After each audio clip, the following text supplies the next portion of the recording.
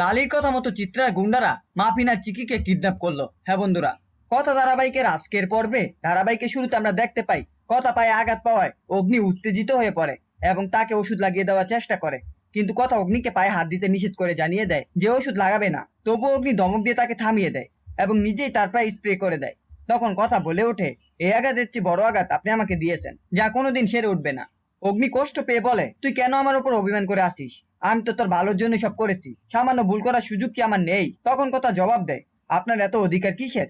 কথার মুখে এইসব কথা শুনে অগ্নি ভেতরে ভেতরে আঘাত পায়। এরপর সে কাছে এসে বলে, আমরা তো স্বামী স্ত্রী। তখন কথা বলে, স্বামী স্ত্রী হলেও তো এত কিছু সহ্য করতে পারে না।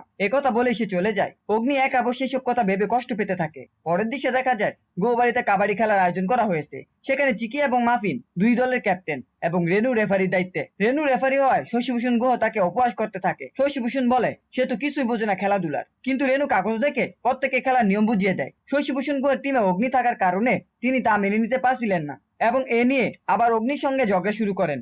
অগ্নি তখন বলে, আমি ছাড়া আপনার টিম কিছুতেই জিতবে না। এরপর খেলা শুরু হয়। রেনু টস করার পর কথার টিম সবার আগে খেলা শুরু করে। এদিকে লালি চিত্রা ঠিক করা লোকদের ফোন করে জানিয়ে দেয়, আজকে বাচ্চা দুটোকে কিডন্যাপ করার সুযোগ আছে।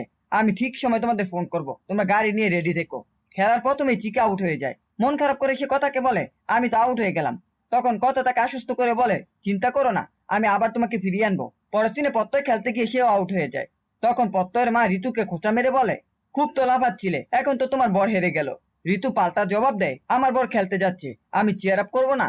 তখন প্রত্যয়ের মা বলে, না করবে না, তোমার বর একটা ঢেঁড়স। এরপর শশীভূষণ গুহের পালা আসে। খেলতে গিয়ে সে হঠাৎ মাটিতে পড়ে যায়।